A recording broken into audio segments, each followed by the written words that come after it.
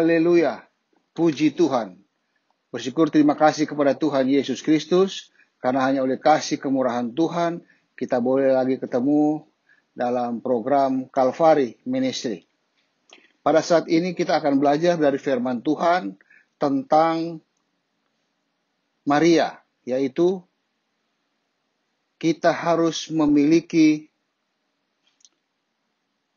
hati yang taat dan rendah seperti Maria.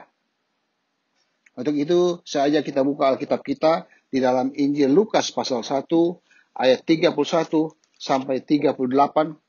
Demikian firman Tuhan. Sesungguhnya engkau akan mengandung dan akan melahirkan seorang anak laki-laki, dan hendaklah engkau menamai dia Yesus. Ia akan menjadi besar dan akan disebut anak Allah yang maha tinggi. Dan Tuhan Allah akan mengaruniakan kepadanya tahta Daud, bapa leluhurnya. Dan ia akan menjadi raja atas kaum keturunan Yakub sampai selama-lamanya, dan kerajaannya tidak akan berkesudahan. Kata Maria kepada malaikat itu, bagaimanakah hal itu mungkin terjadi? Karena aku belum bersuami.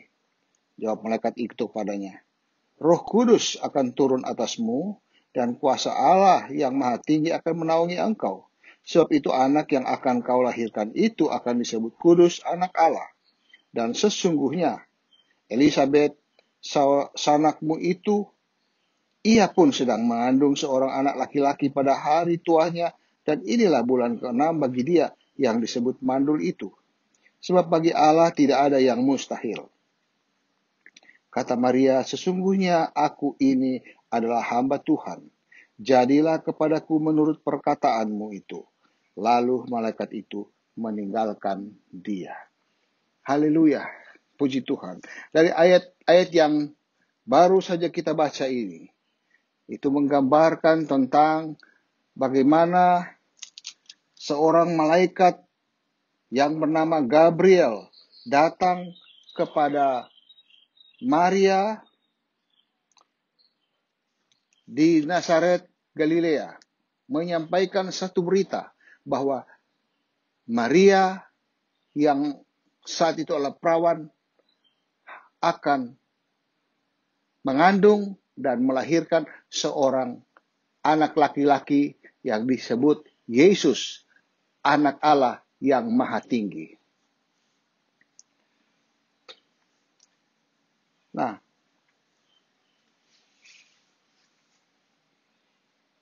pada saat ini kita akan berbicara tentang hati yang taat dan rendah, seperti yang dimiliki oleh Maria. Dan kita tahu bahwa menjadi pribadi yang rendah hati dan penuh ketaatan itu merupakan tantangan dalam hidup ini.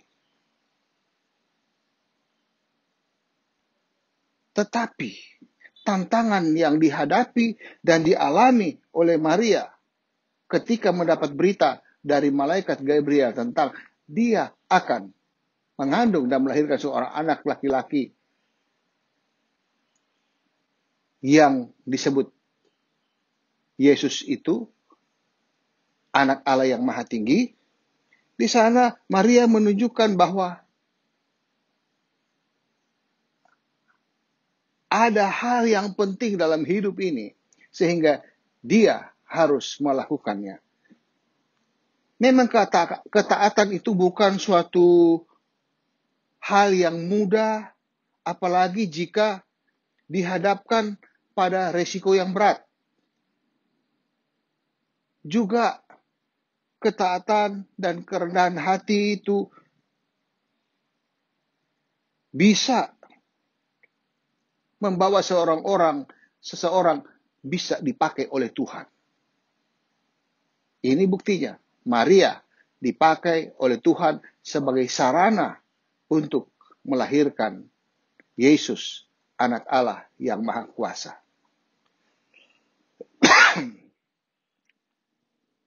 Maria telah menunjukkan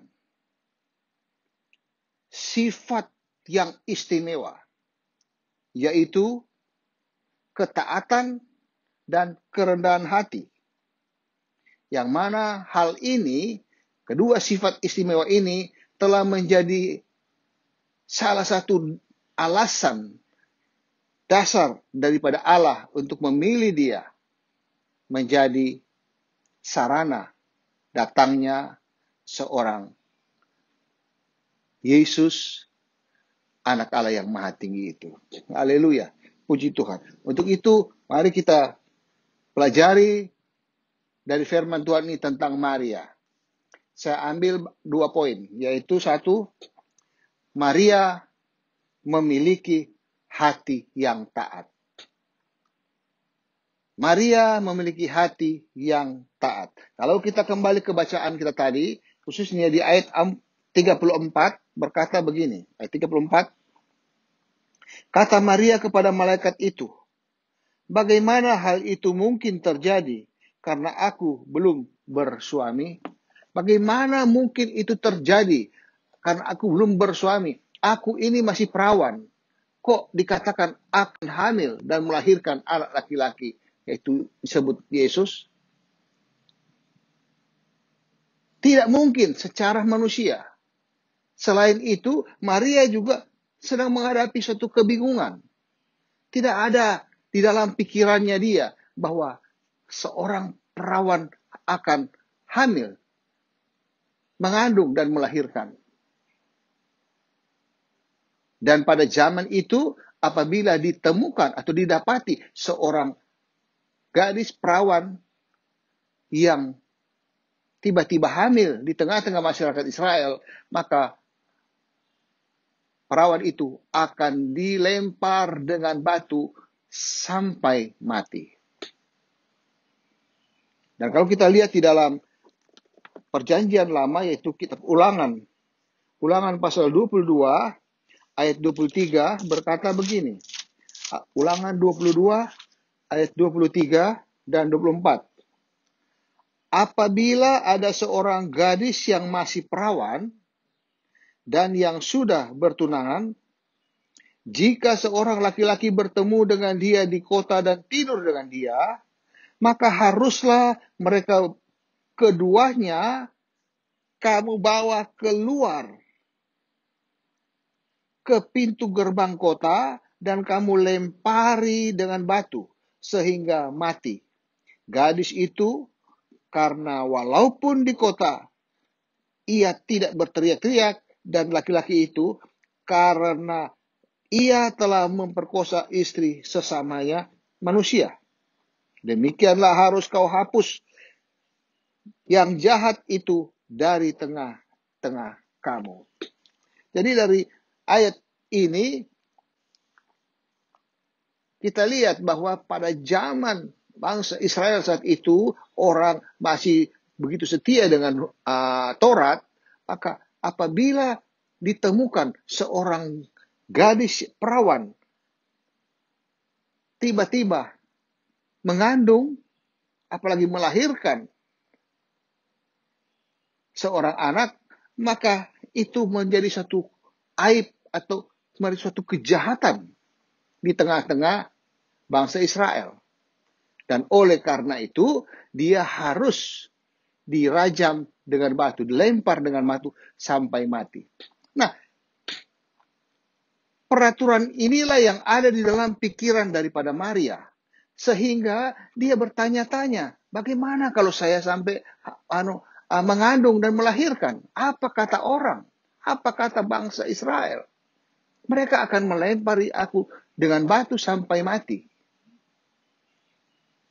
Inilah berkecamuk di dalam pikiran daripada Maria. Dia tidak punya akal untuk melihat keadaan ini.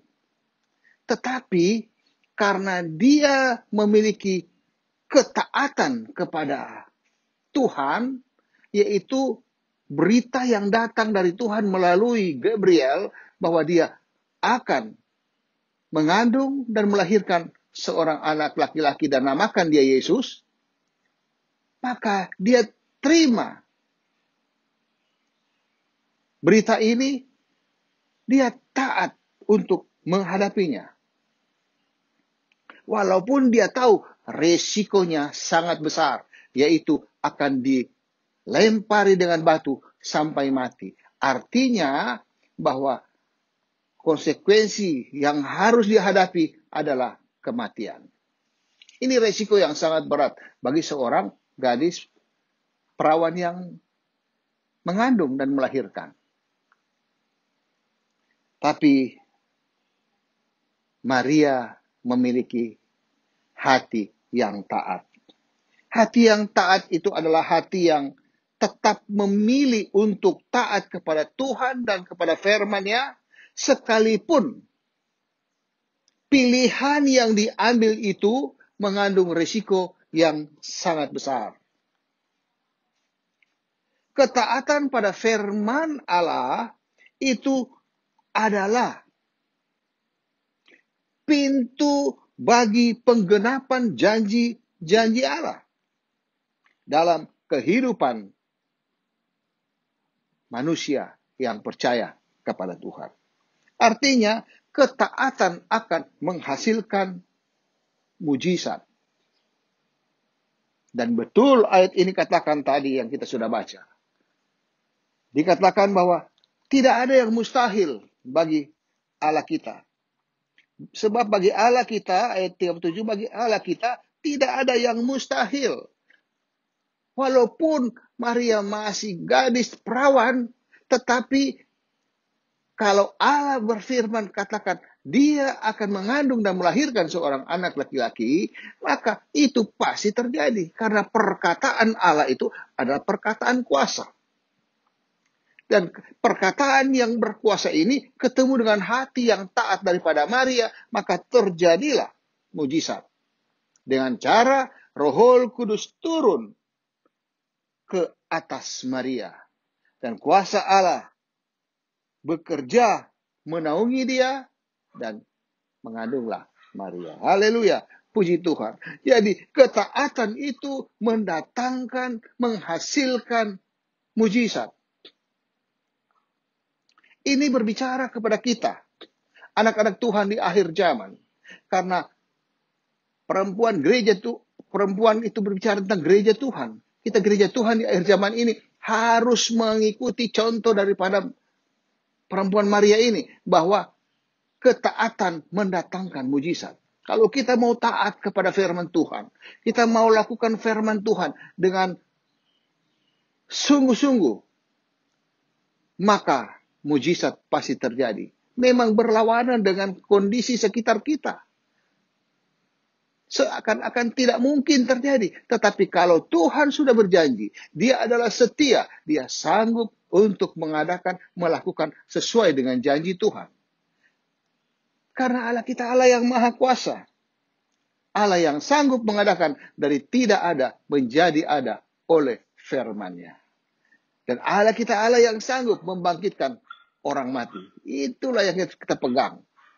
Kalau kita maju sedikit ke Injil Lukas pasal 5, di sana kita baca ayat 4-6 berkata begini. Setelah selesai berbicara, Yesus berkata kepada Simon, bertolaklah ke tempat yang dalam dan tebarkanlah jalahmu untuk menangkap ikan. Simon menjawab, Guru, telah sepanjang malam kami bekerja keras dan kami tidak menangkap apa-apa. Tetapi karena engkau menyuruhnya, aku akan menebarkan jala juga.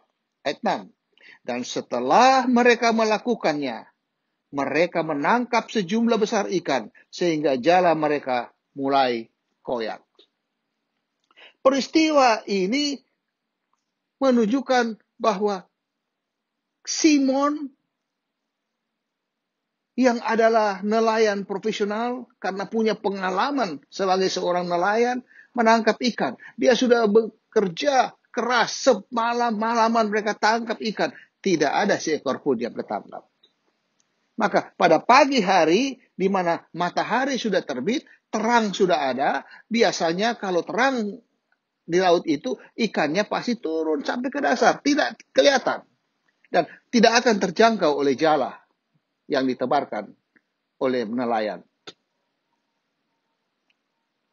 Tetapi di sini peranan ketaatan. Dikatakan begini, Tetapi karena engkau yang menyuruh,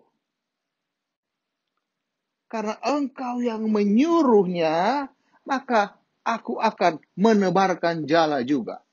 Karena Tuhan yang menyuruh, ketaatan kepada apa yang disuruhkan oleh Tuhan, apa yang diperintahkan oleh Tuhan, taat kepada firman Tuhan, perintah Tuhan, itu mendatangkan hasil mujizat.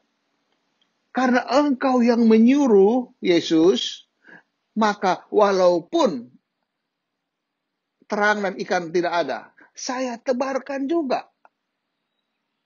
Dan setelah mereka melakukannya, setelah mereka bertindak di dalam ketaatan kepada firman Tuhan itu, maka hasilnya mereka menangkap sejumlah besar ikan sampai jalannya seakan-akan mau koyak. Ini sangat penting bagi kita, anak-anak Tuhan yang hidup di akhir zaman ini, untuk belajar taat kepada Tuhan. Ikut seperti apa yang dilakukan oleh Simon, taat kepada firman Tuhan. Ikut apa yang dilakukan oleh Maria, bahwa dia memiliki satu ketaatan, taat kepada Tuhan. Apa yang disampaikan, itu dilakukannya. Haleluya, puji Tuhan. Saya percaya kalau kita mau dengar-dengaran, mau taat kepada firman Tuhan, banyak firman Tuhan sudah kita sudah dengar, kita sudah mengikutinya. Mari kita kerjakan. Lakukanlah firman Tuhan itu dengan hati yang taat. Maka mujizat pasti terjadi. Di hari-hari ini, menghadapi Natal yang ada, mungkin ada masalah-masalah yang kita hadapi. Mungkin engkau sedang mengalami resesi ekonomi, pendapatan berkurang, dan sebagainya. Sakit penyakit mungkin menyerang engkau juga. Tetapi kalau engkau taat kepada firman Tuhan, kepada janji-janji Tuhan, maka pasti mujizat terjadi. Lakukanlah itu sehingga kita mengalami yang namanya mujizat. Ketaatan mendatangkan mujizat. Dan Maria memiliki hati yang taat. Haleluya. Puji Tuhan. Itu poin yang pertama. Maria memiliki hati yang taat. Poin yang kedua. Poin yang kedua yaitu Maria memiliki hati yang rendah. Hati yang rendah artinya punya rendah hati. Nah, ini kita bisa kaitkan dengan kembali ke pokok kita di Injil Lukas pasal 1 tadi. Ayatnya yang ke-38. Kata Maria, sesungguhnya aku ini adalah hamba Tuhan. Jadilah padaku menurut perkataanmu itu. Lalu malaikat itu meninggalkannya. Kalimat jadilah padaku menurut perkataanmu itu sama dengan jadilah padaku sesuai kehendakmu. Jadilah padaku sesuai dengan kehendakmu Tuhan. Nah, bicara soal kehendak Tuhan, saya ingin melihat dari Yohanes pasal 4. Di Injil Yohanes pasal 4, kita tahu perikop itu. Injil Yohanes pasal 4 itu berbicara tentang bagaimana ada terjadi percakapan Yesus dengan perempuan Samaria. Dan biasanya perikop ini berbicara tentang kita harus menyembah Bapa dalam roh dan kebenaran. Tetapi pada saat ini saya ingin mengkaitkan ke ayat 34. Di dalam ayat 34 berkata, kata Yesus kepada mereka, makananku ialah melakukan kehendak Dia yang mengutus aku dan menyelesaikan pekerjaannya. Ini kata Yesus, makananku ialah melakukan kehendak Dia yang mengutus aku. Ini percakapan ini terjadi ketika murid-murid Yesus pergi beli makanan, kemudian setelah itu mereka datang bawa makanan. Kemudian katakan kepada Yesus, Guru, makanlah. Makanlah. Nah, Yesus menanggapi tawaran mereka untuk makan. Yesus katakan, makananku ialah melakukan kehendak Dia yang mengutus aku. Makanan itu berbicara tentang kebutuhan pokok. Makanan itu berbicara tentang sesuatu yang sangat esensial dalam hidup ini. Karena dengan makanan kita ada kekuatan, kita dapat melakukan segala sesuatu. Jadi makanan ini merupakan pokok dalam kehidupan manusia. Dan Yesus katakan makanannya dia adalah melakukan kehendak Tuhan. Artinya kebutuhan pokok kita sebagai orang yang percaya kepada Yesus, kita harus mencontoh Yesus. Yaitu kebutuhan pokok kita adalah melakukan kehendak Tuhan. Melakukan kehendak Tuhan itu adalah merupakan prioritas dalam hidup kita. Tujuan hidup kita sebagai anak-anak Tuhan yang sudah diselamatkan, dibebaskan dari dosa, dari kematian kekal, dari kerusakan yang berat itu, dari kehancuran. Kita dipanggil, kita ditebus oleh darah Yesus, kita diselamatkan, dan kita mempunyai tujuan hidup, yaitu kita tujuannya melakukan kehendak Tuhan. Jadi adalah sangat penting untuk mengetahui apa itu kehendak Tuhan.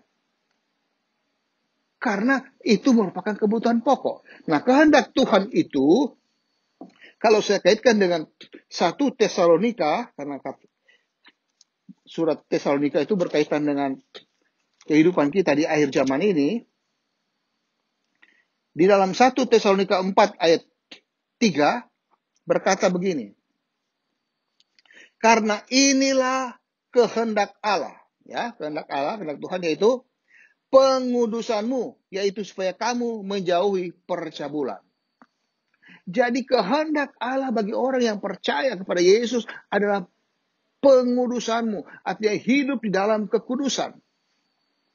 Allah mau kita hidup di dalam kekudusan dengan cara menjauhkan diri dari percabulan.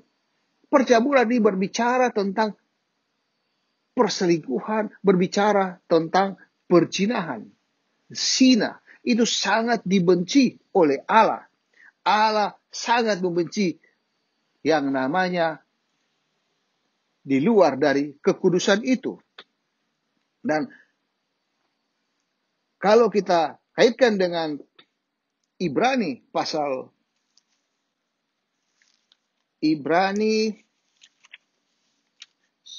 saya lihat dulu, Ibrani pasal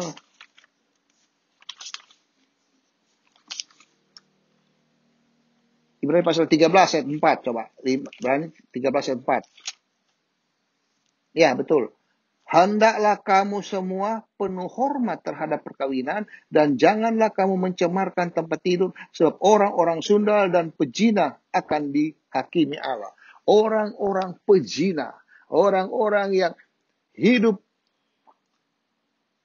di luar dari kekudusan, yaitu orang pezina itu, akan dihukum Allah, dihakimi oleh Allah. Jadi sangat besar konsekuensi daripada orang yang mau hidup di luar kekudusan, yaitu di perzinahan ini. Nah, apa yang Tuhan katakan dengan mereka-mereka yang melakukan zina ini, itu saya lihat ke kitab Wahyu.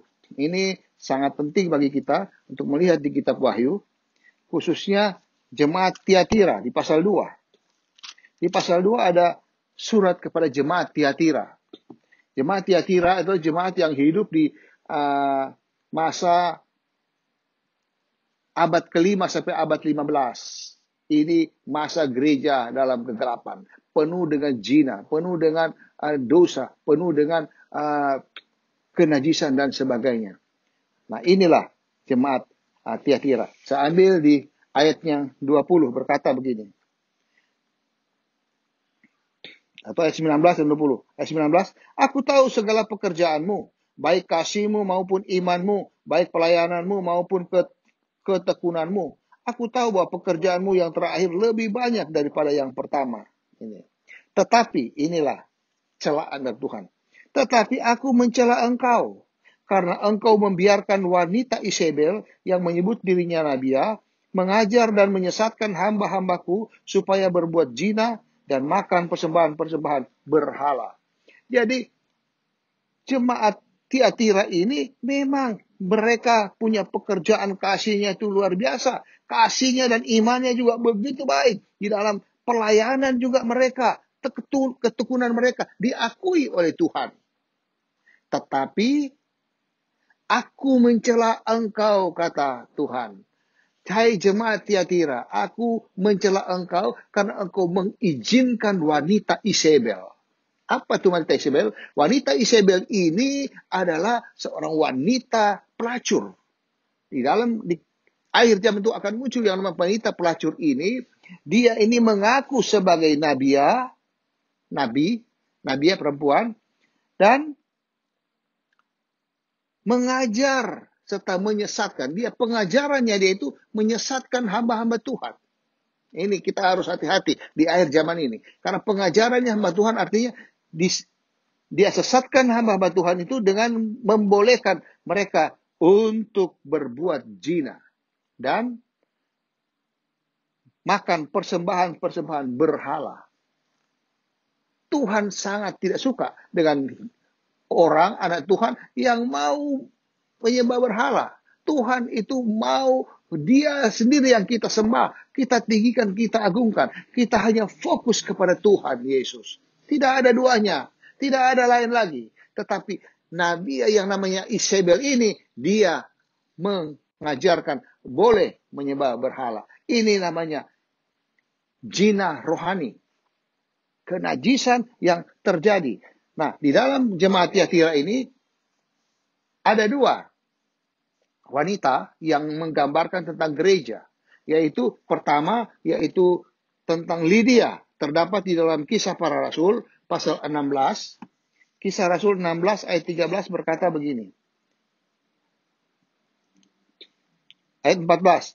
Seorang dari perempuan-perempuan itu yang bernama Lydia turut mendengarkan. Ia seorang penjual kain ungu dari kota Tiatira yang beribadah kepada Allah.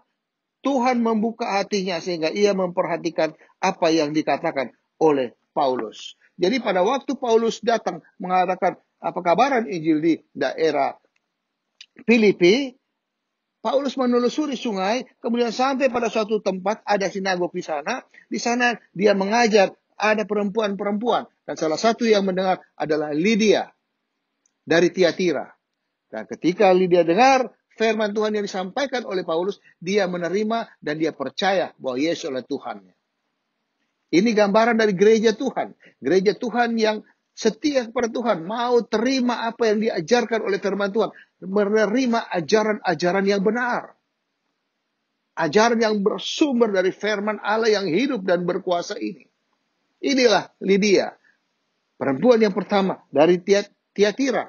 Dia juga penjual kain ungu. Kain ungu berbicara tentang kain yang biasa dipakai oleh raja-raja. Kekuasaan. Itu Lydia. Bergambarkan tentang gereja yang benar. Nah, wanita yang kedua, perempuan yang kedua di dalam jemaat Tiatira ini adalah Isabel yang kita sudah baca tadi. Bahwa dia mengaku diri sebagai nabi, tetapi dia mengajarkan ajaran-ajaran sesat. Bagaimana supaya boleh berzina dan menyembah berhala. Ini namanya Isabel. Nah, Isabel ini dia adalah, kalau kita lihat dari 1 Raja-Raja pasal 16, 1 Raja-Raja 16, dia adalah anak dari seorang raja juga. 1 Raja-Raja 16 ayat 30. Seakan-akan belum cukup ia hidup dalam dosa-dosa Yerobeam bin Nebat, maka ia mengambil. Siapa ia itu? Dia adalah Ahab, Raja Yehuda. Raja Ahab ini mengambil pula Isabel. Isabel atau anak Etbal, raja orang Sidon, menjadi istrinya. Sehingga ia pergi beribadah kepada Baal dan sujud menyembah kepadanya. Jadi gara-gara si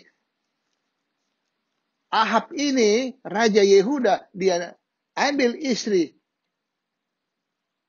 Isabel, yaitu anak dari seorang Raja Sidon, maka Isabel ini menyesatkan Ahab, sehingga Ahab ini beribadah kepada Baal. Dia beribadah kepada Baal. Nah, di jemaat Tiatira katakan bahwa nabi ini yang namanya Isabel, dia mengajarkan supaya orang boleh menyembah kepada Baal. Ini namanya zina rohani. Nah, Tuhan sangat benci kepada orang yang mendua hati, yang mau kepada Yesus tapi mau juga kepada iblis, Baal itu. Tuhan marah. Dan ayat 22 dikatakan begini. Lihatlah, Aku akan melemparkan dia ke atas ranjang orang sakit. Jadi si Isabel ini akan dihukum dengan sakit penyakit, dan mereka yang berbuat zina dengan dia, yaitu raja-raja yang pakai pakaian ungu itu, akan kulemparkan ke dalam kesukaran besar jika mereka tidak bertobat dari perbuatan-perbuatan mereka. Jadi perbuatan zina atau zina rohani ini, hidup dan di luar kekudusan ini, baru bisa akan dihapus apabila mereka bertobat.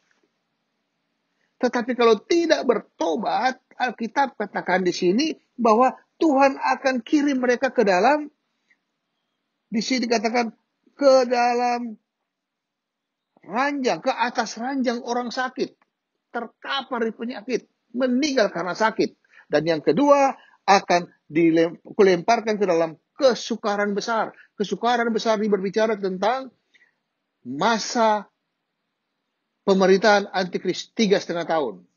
Pemerintahan Antikris 3 tahun di sana akan terjadi kesukaran, kesiksaan besar. Yang kalau kita lihat di dalam Matius pasal 24, Matius 24 ayat 21 berkata begini. Ini kesukaran besar.